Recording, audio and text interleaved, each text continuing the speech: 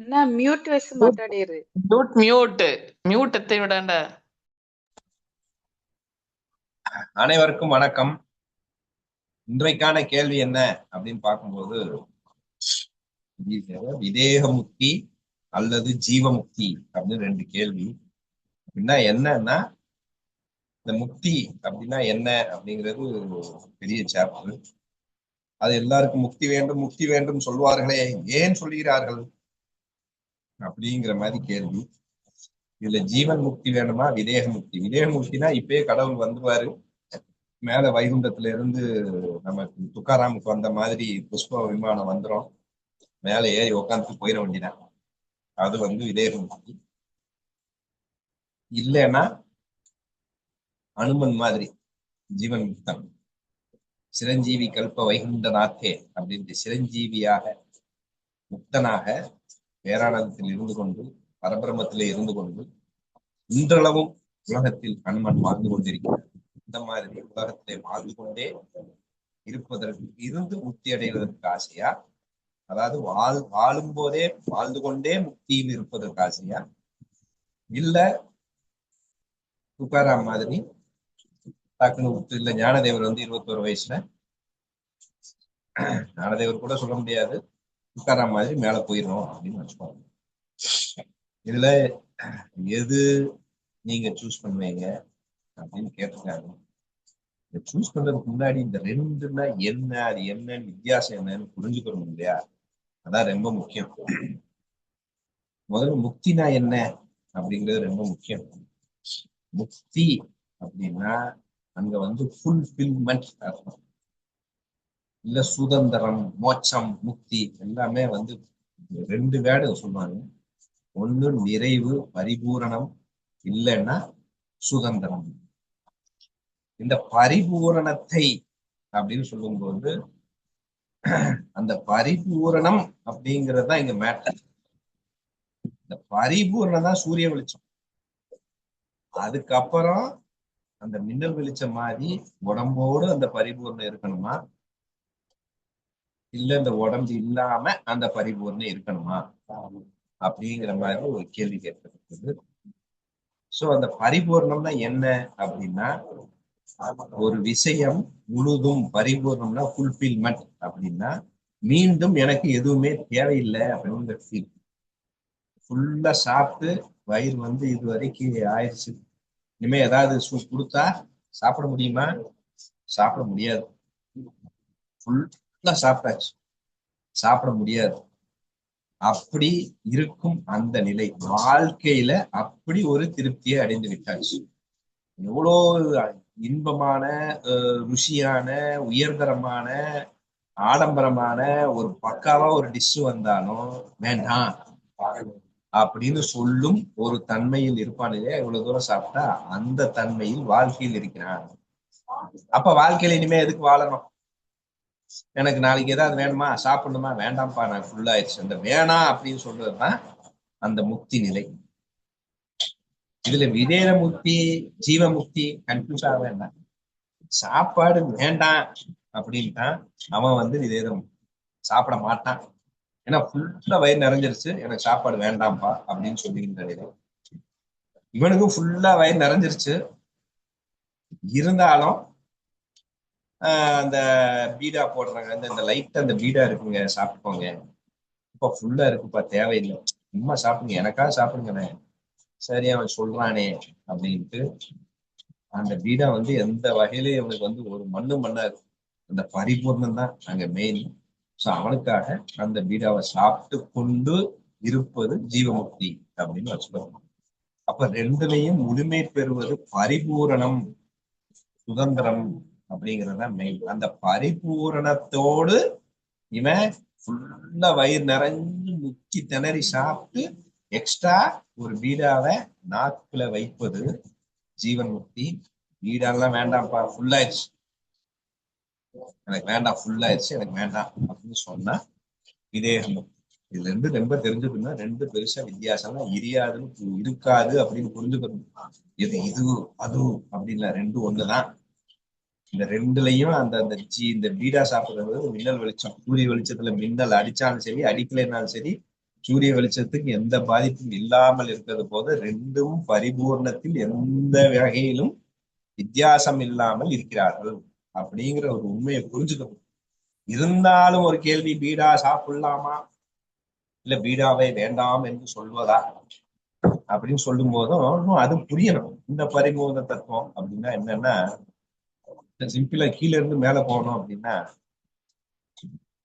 இறைவன் வந்து ஒரு வரம் கொடுக்குறாரு. அதாவது உனக்கு உடம்பு ஒண்ணு இருக்கு. இந்த உடம்போட நீ எங்க வேணா போகலாம் வரலாம், ஆனா நீ எந்த விதமான பாதிப்பையும் அடைய மாட்டாய். பசிக்கும், சாப்பிடுவ, ஆனா பரிபூர்ணம் இருக்கு. விருப்பு இருக்காது, ஞானத்தன்மை இருக்கு, ஆனா பசிக்கும், சாப்பிடுவ, பார்ப்ப, நடப்ப, போவ, எல்லா செயல்களும் நடந்து கொண்டு இருக்கு, ஆனா பரிபூர்ணம் இருக்கு. அதே இன்னொரு வரம் சிம்பிளா தர்றாரு. டாக்டர் சொன்னா உடம்பு மறைந்து விடுகிறது. உடம்பு மறைந்து விடுகிறது அப்படின்னா எனக்கு உடம்பு இருக்கு. அதான் நான் நினைப்பா, யார் கண்களுக்கும் நான் தெரிய மாட்டேன், ஆனால் நான் அனைவரையும் பார்க்கிறேன். நான் அனைவரும் எந்த அளவுக்கு பார்ப்பேன்னா அன்லிமிட்டடா பார்ப்பேன். எப்படி ஒரு ஸ்டேடியத்துல இருக்கும், ஸ்டேடியத்துக்குள்ள இருந்து ஸ்டேடியத்துல ஒருத்தன் கிரிக்கெட் மேட்ச் பார்த்துட்டு இருக்கான்னு வச்சுக்கோங்களேன். ஸ்டேடியத்துக்குள்ள இருந்து கொண்டு அவன் வந்து எல்லாத்தையும் பாக்குறான்னு வச்சுக்கோங்களேன். எல்லாத்தையும் பார்க்க முடியாது. பக்கத்துல இருக்கிற 5 பேரு, முன்னாடி இருக்கிற 5 பேரு, அந்த முன்னாடி விளையாடுறான்ல, ஒரு லிமிட்டட் தான் அவனால பார்த்து என்ஜாய் பண்ண முடியும். அதுதான் ஜீவம். ஆனா பரிபூர்ணம் இருக்கும் அடுத்து அந்த என்ஜாய்மெண்ட்ல. ஆனா அதுவே விதேகமுக்தி அப்படின்னா, நான் வீட்டுல உட்காந்து அதை லைவ்ல பாக்குற மாதிரி. அப்ப வீட்டுல உட்காந்து நான் லைவ்ல பார்க்கும்போது மொத்த ஸ்டேடியத்தையும் பார்க்கலாம். அதை ஜூம் பண்ணி பர்டிகுலரா ஒரு ஆளையும் பார்க்கலாம். எல்லோரும் எங்க இருக்கிற எவனை வேணா எப்படி வேணா ஜூம் பண்ணி பார்க்கலாம். ஆனா அங்க இருந்தா நான் நடந்து போய் தான் ஒரு ஆள் அங்க போய் பார்க்கணும். நான் இங்க ஜூம் பண்ணியே பார்க்கலாம். ஏன்னா நாங்க சீன்லயே இல்லை. மேட்ச் நான் ரீப்ளே பண்ணி கூட பார்த்துக்கலாம். மேட்ச் விளையாடு கொண்டிருப்பவனுக்கும் மேட்சை பார்ப்பவனுக்குள்ள வித்தியாசம். சோ முழுசாக ஓடுபவனை அனுபவிப்பேன், பேட்டிங் பண்றவனை அனுபவிப்பேன், ஆடியன்ஸ் அனுபவிப்பேன். இதுல எந்த எஃபோர்ட்டும் கிடையாது. ஏன்னா நாங்க சீன்லயே இல்லை. அப்ப எனக்கு உடம்பு இல்லை, ஆனா பரிபூர்ணமாக நான் அதை அனுபவிக்க முடியும். அப்படி வீட்டுல உட்காந்து டிவியில மொத்தமா எல்லாத்தையும் பார்த்து ரசிக்க முடியும். பர்டிகுலரா ஒன்ன பார்த்து ரசிக்க முடியும். டக்குன்னு பார்த்து ரசிக்க முடியும். பரிபூர்ணம்னா எப்படி? இப்ப நான் பரிபூர்ணம் அடைச்சிட்டேன் அப்படின்னா விதேக முக்தியில 2050 போகணும். இப்ப 2026, 2050 இந்த உலகம் எப்படி இருக்கு அப்படின்னா நான் இருக்க மாட்டேன், ஆனா அந்த உலகத்தை அனுபவிக்கலாம். ஆனா ஜீவன் முக்தி 2050 எப்படி இருக்கும் அப்படின்னு லிமிட்டட் அவருக்கு தெரியாது. சோ அப்ப அவனுக்கு முக்காலம் அறிஞ்சாலும் அவன் லிமிட்டட் வச்சிருக்கான். அதான் அவன் அனுபவிக்கணும்னு ஆசைப்படுறான். அந்த லிமிட்டட்ல பரிபூர்ணத்தை அனுபவிக்கணும்னு ஆசைப்படுறதால ஜீவன். இது அன்லிமிட்டட்ல பரிபூர்ணத்தை அனுபவிக்கணும். இல்ல நான் பாஸ்ட் போவேன், இந்த டைம் மிஷினை வச்சுட்டு 1950 போவோம்பா. அங்க போயும் அங்க இருக்கிற லைஃப் ஸ்டைல் எல்லாத்தையும் அனுபவிக்கலாம், அங்க இருக்கிற மக்கள் அனுபவிக்கலாம், அங்க இருக்கிற உலகம்னா பூமி மட்டும் இல்ல, கேலாக்சி எத்தனையோ பிளானட் எல்லாத்தையும் அட் அ டைம் உட்காந்து பர்டிகுலராவும் அனுபவிக்கலாம். ஆனா மொத்தமாவும் அனுபவிக்கலாம். நான் சீன்ல இருக்க மாட்டேன், அவ்வளவுதான். நான் சீன்ல இருக்க மாட்டேன், ஆனா எல்லாத்தையும் என்னால் அன்லிமிட்டடா எல்லாத்தையும் அனுபவிக்க முடியும். இந்த சீன்ல இருப்பவன் அனுபவம் லிமிட்டட் ஆயிடுது. சோ அந்த வேகமுக்தி அப்படிங்கிறது அன்லிமிட்டட் ஆகும். இப்ப ஞானதேவர் விவேகமுக்தி எடுத்துட்டாரு, அவர் ஜீவன் முக்தனாவே இருந்தா நல்லது அப்படின்னு சில பேர் ஆசைப்படுவாங்க. நான்லாம் அப்படி ஆசைப்பட்டேன். அவர் விவேகமுக்தி எடுக்க போய் தான் இப்ப ஸ்கிரீன்ல பார்த்துட்டே இருந்தேன். அவர் என்ன பார்க்கலாம், இப்ப என் பக்கத்துல உட்காந்து என்ன டக்குன்னு பார்க்கலாம், நான் என்ன பேசிட்டு இருக்கேன் அப்படின்னு கரெக்டா என்ன போக்கஸ் பண்ணாருன்னா கேட்கலாம். இல்லைன்னா நம்ம டிவில இந்த சினிமால இந்த இதெல்லாம் காட்டுவாங்க, 50 வீடியோ ஓடிட்டு இருக்கோம், செக் பண்ணிட்டு இருக்கோம். அந்த மாதிரி அட் அ டைம் 100 இடத்தையும் செக் பண்ணலாம், அட் அ டைம் எல்லாத்தையும் செக் பண்ணலாம். அப்ப அட் அ டைம் அவர் என் பக்கத்துலயும் இருப்பாரு, இன்னொரு பக்தன் பக்கத்துலயும் இருப்பாரு. ஆனா ஜீவன் முக்தன் வந்து அங்கதான் இருப்பாரு. நான் போய் கியூல நின்று பார்க்கணும். இதுனா என் பக்கத்துல உட்காந்துருக்காரு, நான் பேசுறதை கேட்டுக்கொண்டிருக்கிறாரு. சோ அப்படி பார்த்து கேட்டு அப்படி ஒரு ஃபீல் அவரு எனக்கு தர முடிகிறது. அதனாலதான் அவர் இதயமுத்தி போயிட்டாரு. ரொம்ப சந்தோஷம். அது அன்லிமிட்டட். சீன்ல இருந்துதான் தரணும்னு என்ன இருக்கு? சீன்ல இல்லாமே எல்லாமே தரலாம். சோ நான் வந்து நேரடியா உருவெடுத்துதான் தரணும் இல்ல. இதுல இன்னொரு பெரிய ட்ரிக் இருக்கு இதயமுத்தில. நான் வந்து உருவெடுத்து வரணும்னா கூட வந்துக்கலாம், உருவில்லாமே. தமான என் கண்ணத்துல அரையணும் அப்படின்னா டப்புன்னு ஒரு அறைய விடலாம், இன்னொருத்தனை வச்சு கூட. ஏன்னா மொத்த கண்ட்ரோல் இருக்கும், நானே போய் அரையணும். ஸோ அப்படி எல்லா வகையிலையும் கைட் பண்ற கண்ட்ரோல் இருக்கு, எல்லாத்தையும் முழுசா என்ஜாய் பண்ற ஒரு கண்ட்ரோல். ஆனா நான் சீன்ல இருக்க மாட்டேன், நான் அங்க போயிட்டேன், எனக்கும் சீனுக்கும் சம்பந்தம் இல்லை. ஸோ அதுதான் வந்து விதேக முக்தி. நான் முழுமையாக மெர்ஜ், நான் கடலாயிட்டேன். அப்ப நான் கடலாயிட்டேன்னா எல்லா அலைகளையும் என்னால் பார்க்க முடியும். நான் அலையிலே இருந்து கொண்டிருக்கிறேன்னா ஜீவன் முக்தி. எல்லா அலையும் எப்படி பார்க்க முடியும்? முன்னாடி 10 அலை பின்னாடி 10 அலை தான் பார்க்க முடியும். ஏன்னா அவன் தன்னை அலையாக லிமிட் பண்ணி வச்சிருக்கான். ஆனா கடலோட பரிபூர்ணம் தான் அவன்கிட்ட இருக்கு. அந்த லிமிட்டட் அந்த அந்த அனுபவம் உங்களுக்கு புரியும்னு நினைக்கிறேன், அதனால முடிஞ்ச அளவுக்கு எக்ஸ்பிளைன் பண்றேன். சோ அந்த பரிபூரணம் அப்படிங்கிறது, கடல் வந்து இங்கேயும் இருக்கலாம், இந்த கடல் அனுபவிக்கலாம், அட் அ டைம் அந்த அலையும் 100 கிலோமீட்டர் தள்ளி இருக்கிற ஒரு அலையும் அனுபவிக்கலாம், இல்ல அட் அ டைம் ரெண்டையும் பார்த்து அனுபவிக்கலாம், அட் அ டைம் ஒன்ன கூட பர்டிகுலரா அனுபவிச்சோம்னா. கடலுக்கு அப்படி ஒரு சர்வ சுதந்திரம். ஏன்னா அது அலையாக போவதில்லை, அலையாக மாறுதானே லிமிட்டெடு. அலை ஆகாத வரைக்கும் கடல் வந்து ஒண்ணுதானே. சோ அது வந்து அன்லிமிட்டெட். சோ அப்படி ஒரு பரிபூரண ஒரு கிக் இருக்கு கடலுக்கு. அலைய பார்க்காமலே இருந்துக்கணும், பார்க்கணும்னு அவசியம். சோ இங்க வந்து ஜீவன் முக்தன் அப்படிங்கும்போது அந்த அனுபவம் லிமிட்டட் அப்படின்னு ஒரு ஃபீல். ஆனா இதுல சீன்ல இருக்கிற அனுபவம் கிடைக்கும் ஜீவன் முக்தி. அதுல வந்து சிஎல்ல இருக்கிற அனுபவம் தான் கிடைக்கும். ஏன்னா விளையாட முடியாது, விளையாட்ட அனுபவிக்கலாம், விளையாடுறவனை இயக்கலாம்.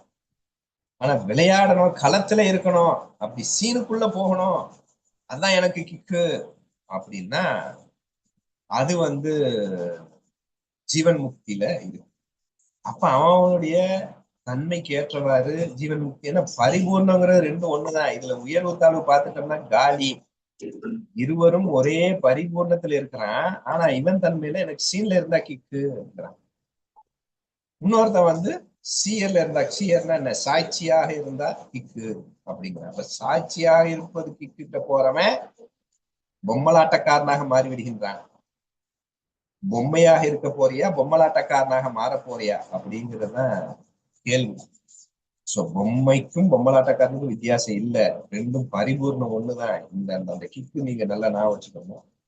சோ அப்படி பார்க்கும்போது சிலருக்கு சீன்ல இருந்தாதான் கிக்கு, சிலருக்கு சாட்சியில இருந்தாதான் கிக்கு அப்படின்னு வருது. அப்படி இருக்கிறவங்க கடவுள் இருக்கும் போது இல்லைங்க நான் சீன்லயே இருந்து ஜீவன் முக்தனா வரலன்னு சொல்லலாம், இல்ல நான் வந்து சீரா போய் விதேகமுக்திக்கு வரலாம் அப்படின்னு சொல்லலாம். இந்த கேள்வியில நீ என்ன பண்ண போகிறாய் அப்படின்னு ஒரு கேள்வி வந்தது. அப்ப என்னுடைய சுதர்மம் என்ன, என்னுடைய தன்மை என்னன்னு ஆராய்ச்சி பண்ண ஆரம்பிக்கும். அப்ப என்னுடைய சுதர்மம் என்ன, என் தன்மை என்னன்னு ஆராய்ச்சி பண்ண, நம்ம தன்மை வந்து எப்பயுமே சீன்ல இருக்க மாட்டோம், அப்படி சீன்ல இருக்கிறது தான் கிக்கு. பொதுவாவே எனக்கு வந்து கற்பனையில இருக்கிற கிக்கை விட நெஜத்துல கிக்கு கம்மி. அப்ப கற்பனையில நான் கிக்க நினைச்சா அது விதேக முக்தி, நான் சீன்ல இல்ல. ஏன்னா எல்லாம் நானுமாக இருக்கிறேன், பர்டிகுலரா ஒரு சீன்ல இல்லை. இன்னொன்னு, காலேஜ் படிக்கும் போது இந்த பசங்க எல்லாம் ரிஸ்க் எடுத்து லவ் பண்ணுவானுங்க.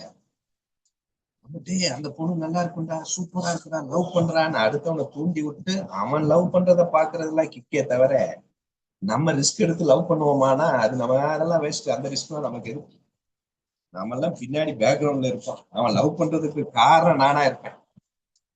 சூப்பர்ரா சூப்பர், அவன் சொல்ல சொல்ல ரசிப்போம். நான் இப்படி லவ் பண்ணேன், அவன் இப்படி அப்படியா, அவன் என்ன பண்ணா, இவன் பண்ணா, அப்படி கேட்கறதுதான் கிக்கு. சீனுக்குள்ள போனோம்னா நமக்கு அந்த அளவுக்கு கிக் இல்லை, சுதர்மம் அப்படி இருக்கிறதுனால. அப்போ எல்லாமே வந்து அதுக்குதான் நான் வந்து பிசினஸ் பண்ணும்போது ஒரு தாட் இருக்கும், கைட் பண்ணணும். இப்ப பெரிய ஐஐடி எல்லாம் போய் அவன் வந்து கூப்பிடணும், என்ன காலேஜ் சார் நீங்க லெக்சர் கொடுங்க, சுதந்திரத்திலேயே சொல்லி கொடுக்கணும், அப்போ கைட் கோச்சா இருக்கணும் அப்படிங்கிற மாதிரி தான் வருது. சீனுக்குள்ள போறது வந்து நம்முடைய இயல்பு வந்து கொஞ்சம் கம்மியா இருக்கு. அதுக்காக இல்ல அந்த நம்ம மறுபடியும் வந்து சீன் வந்து விஜயமூர்த்தி கஷ்டம் அப்படின்னு தப்பா கேள்வி புரிஞ்சுக்க கூடாது. அவனுக்கு கஷ்டமே இல்லை, ஏன் சீனுக்கு போனோம் அப்படின்னு அவன் ஃபீல் பண்ணா. சீனுக்கு போனாலும் ஜீவன் முக்த மாதிரி சூப்பரா அவனால அவதாரம் எடுத்து என்ஜாய் பண்ண முடியாது, குறையே இல்லை. அந்த கேட்ட கேள்விக்கு நான் வந்து ஏன் விஜயமூர்த்தினா என் சுதர்மா வந்து நான் பேக்ரவுண்ட் இருந்துட்டு ஹாய் ஹலோன்னு சொல்லிட்டு நல்லா வந்து விமர்சனம் பண்ணிக்கிட்டு அப்படியே கைட் பண்ணிக்கிட்டு இருந்தோம்னா அது ஒரு கிக்காக எனக்கு அனுபவத்துல தெரிகிறது.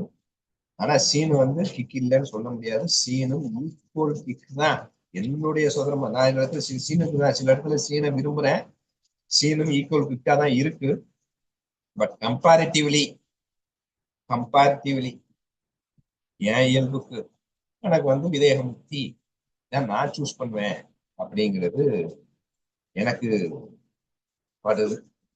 ஏதோ நான் முடிஞ்ச அளவுக்கு எக்ஸ்பிளைன் பண்ணிட்டேன், புரியலைன்னா கேட்போம்.